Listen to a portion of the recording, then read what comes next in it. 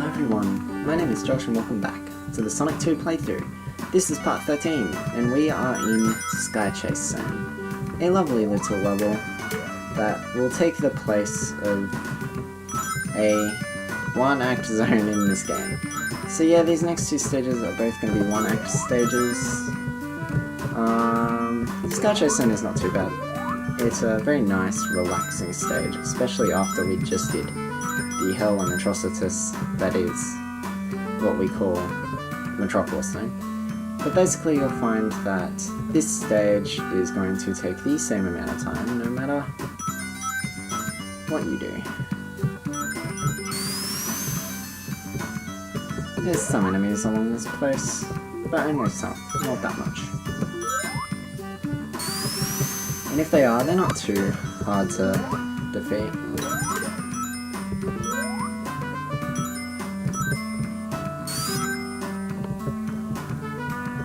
Or dodge for that matter. The biggest problem in this stage is the fact that you're riding on the tornado, and you are not going to have the ability to move around that much, really. It's not a long stage, but can be annoying just for its purpose. Now, what is flying behind us right now is the Wing Fortress Zone, which, unsurprisingly, is going to be the next place we're going to. But we'll get to that when we get to that. To control the plane, you basically need to walk around to move him around. And if you want to go up, press up on the D-pad, and if you want to go down, press down on the D-pad.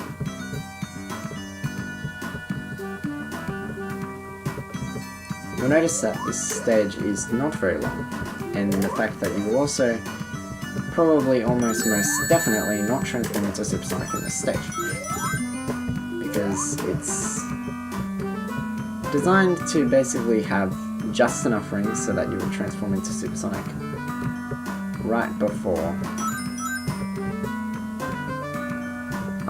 thing. So right here, if you do manage to not lose any rings at all, which is not what I'm doing,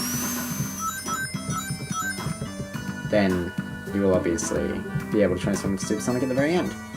And that's the end of Sky Chase Zone. It will always take just over 2 minutes to complete. So now we come to the next stage, which is Wing Fortress Zone. Eggman's Giant Battleship. We are closing in on the end of this version of the game. This stage, there's actually a couple things you can do. This stage is notorious for having an extremely difficult bit in the middle, especially if you transform into Supersonic. Now, you can head up here, that's actually where you can cheat. Usually you'd go around the bottom and then hit the stuff, but I'm going to go around the long way. And right now I'm going to desperately try not to grab any rings whatsoever, because grabbing rings in this stage and transforming into Supersonic is actually probably detrimental. You only want to transform into Supersonic at the end of the stage with the boss. The boss is quite annoying. Not one of my favourite bosses. This is one of the few times in this game where I'll be purposely avoiding rings. This stage is very platform heavy.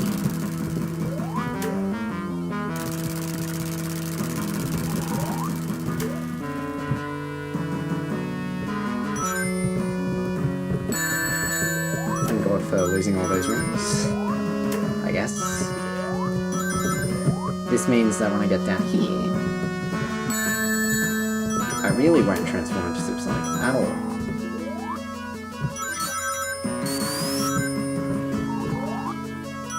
So what you want to do is you want to come in here.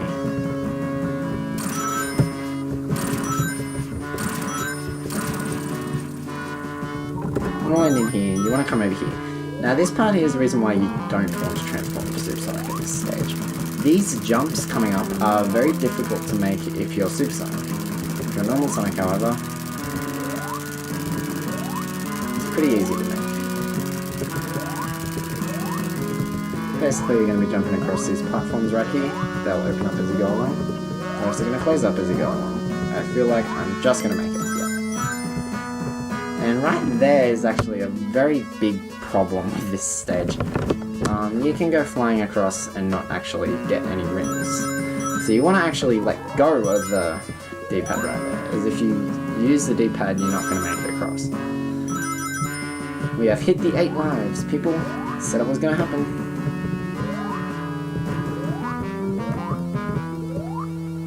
Overall, this stage can be annoying purely because of the amount of stuff you need to do, basically.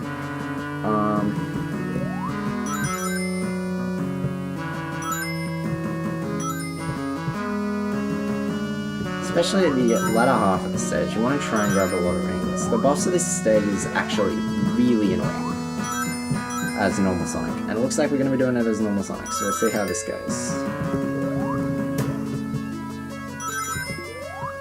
This is the boss of Wing Fortress Zone. Yeah, this is easily my least favourite boss in the game. Basically you have to hop on these platforms, hit this laser thing, and try and keep rings for as long as possible.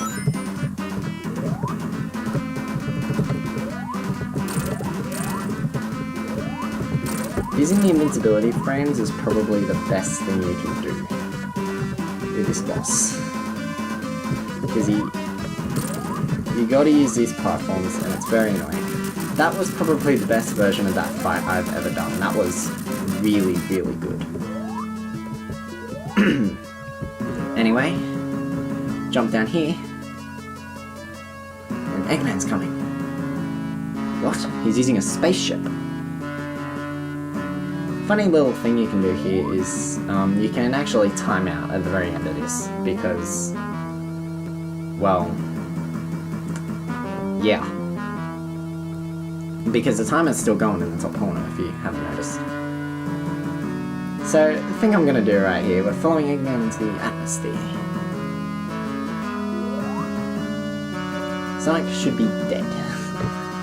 But the thing you're going to see I'm going to do right now is I'm going to cut this off right before the next stage, which is the final stage of the game.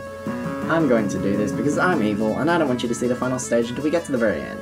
So, this transition's kind of hard to get right, but you'll see Sonic will go across the screen into this thing, whatever the hell this is, and yeah, there we go.